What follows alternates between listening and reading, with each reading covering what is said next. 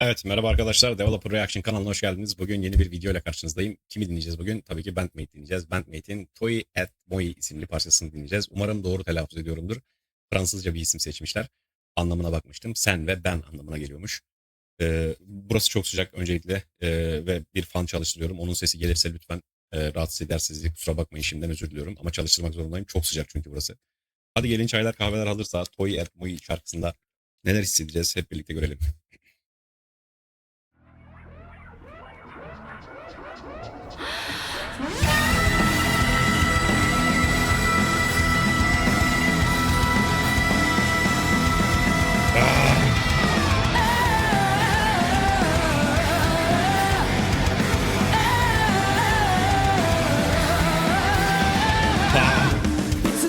Bak, başlamadan bu Miku'yu bir daha dinleyelim, olur mu? Mükemmeldi. Bu arada niye bu kadar kısa bu şarkı? Şimdi fark ettim. 2 dakika 58 saniye.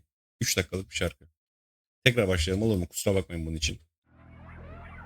Çok güzel bir girişti. Introsuz mükemmel bir giriş.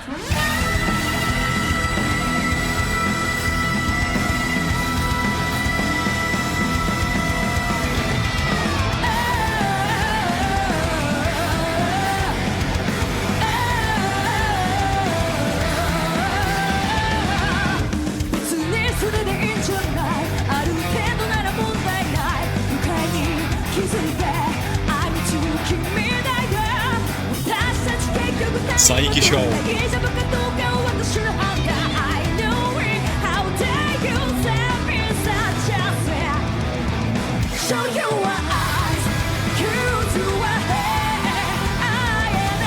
Akane'ye bak.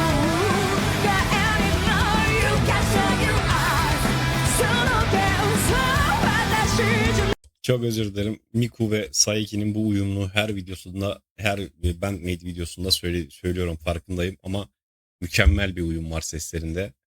Ve bizim gorilla yine orada gülerek gayet rahat bir şekilde sanatını icra ediyor.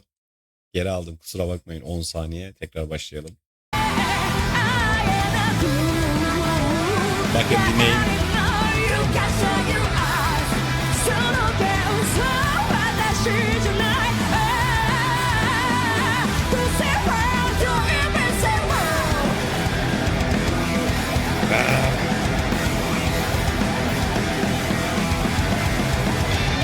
Bakın.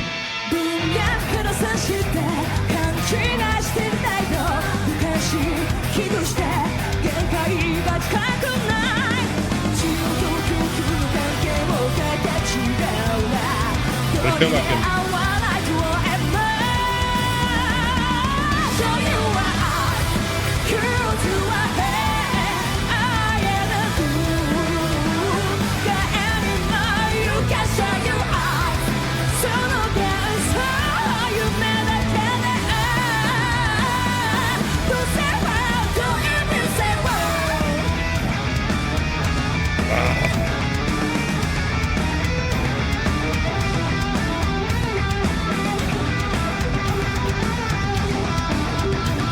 Misa'ya bakın. Misa'nın gitar ve davul arasındaki bağı nasıl tuttuğuna bakın. Mükemmel bu arada. Tekrar dinleyelim.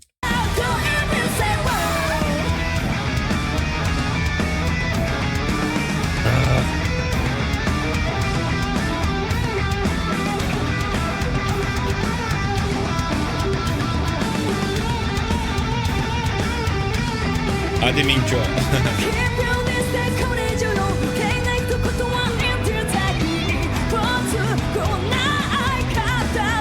Ve Saiki'nin meşhur bağırması. Mükemmel.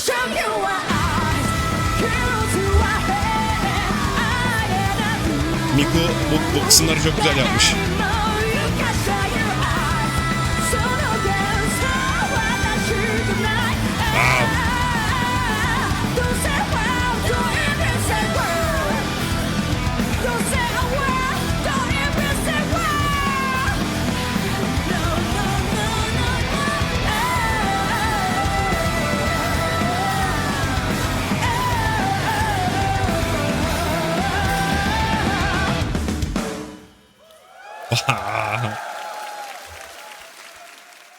Harika. Mükemmel bir iş ortaya çıkarmışlar yine. Şuradan şeyi açalım bir saniye. Neredeydik? Burada yokmuş. Neyse görüntüyü açalım diyecektim ama şöyle bir tane görüntüde kalsın. Evet, harika bir şarkıydı yine Bandmate'den. Şunu çıkartayım. Şimdi yorum kısmına geçelim, olur mu? Evet arkadaşlar, Bandmate'den yine harika bir şarkı dinledik.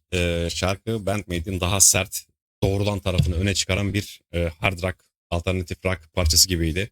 Şarkı merkezinde karmaşık yapısal değişimlerden daha çok dinleyiciyi ve doğrudan yakalamayı hedefleyen güçlü bir ana riff vardı. İlk dikkatimi çeken şey, dediğim gibi, şarkının aslında oldukça basit ama etkili bir fikir üzerine kurulmuş olması. Şarkı grubun daha agresif, böyle daha doğrudan tarafını öne çıkaran parçalardan biri gibiydi açıkçası. Bu arada şarkının adı Fransızcaymış. Sen ve ben anlamına geliyormuş. Ve bu ismin Fransızca seçilmesinin de neden öyle olduğunu araştırmıştım da. O Fransız filmlerindeki güçlü kadın karakterlerden aldıkları ilhamın da etkisi varmış şarkının adının seçilmesinde. Ama şimdi asıl dikkat etmemiz gereken yer, mükemmel bir şekilde riff. İlk olarak Kanami'nin ana riffi mükemmeldi. Kanami bize uzun melodik pasajlarıyla ya da sürekli değişen gitar fikirleriyle karşılamadı. Tam tersine parçanın temelinde çok keskin ve doğrudan bir riff vardı, dikkat ettiyseniz. Ve aslında şarkının bütün karakteri de büyük ölçüde bu riffin üzerine inşa edilmiş diyebiliriz.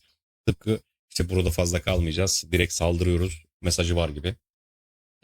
Misa tarafına gelirsek harikaydı. Durdurduğum yere dikkat ettiyseniz özellikle çok net bir şekilde bas gitar, sadece gitarı takip etmekte kalmadı yine Misa ve özellikle gitar riffiyle Akane'nin davullarını birbirine, e, onların bağlantısını kuran harika bir enstrüman görevini gördü. Özellikle ritim bölümünde gitar ve kick, o kick'in oluşturduğu o tight yapı mükemmeldi. Şarkının groove'unu sürekli ileri taşıyordu. Yani gitar size saldırıyor, davullar sizi ileri itiyor ve Misa bu ikisini birbirine kilitliyordu diyebilirim. Ve tabii ki Akane mükemmeldi. 2 dakika 58 saniyelik bir şarkıydı. Kısa bir şarkıydı ama enerji yine hiç düşmedi. En önemli etkenlerinden biri de dediğim gibi davul tarafıydı. Bu enerjinin düşmemesinin.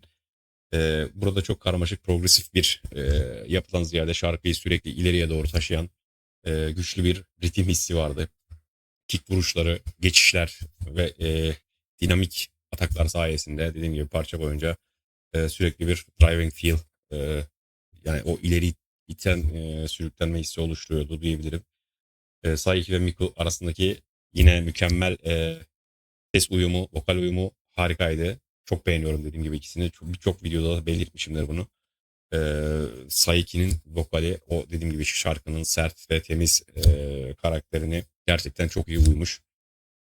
Alt ve orta frekanslarda güçlü duran o karakteristik vokal tonu şarkının agresif tarafını da böyle daha belirgin hale getirdi diyebilirim.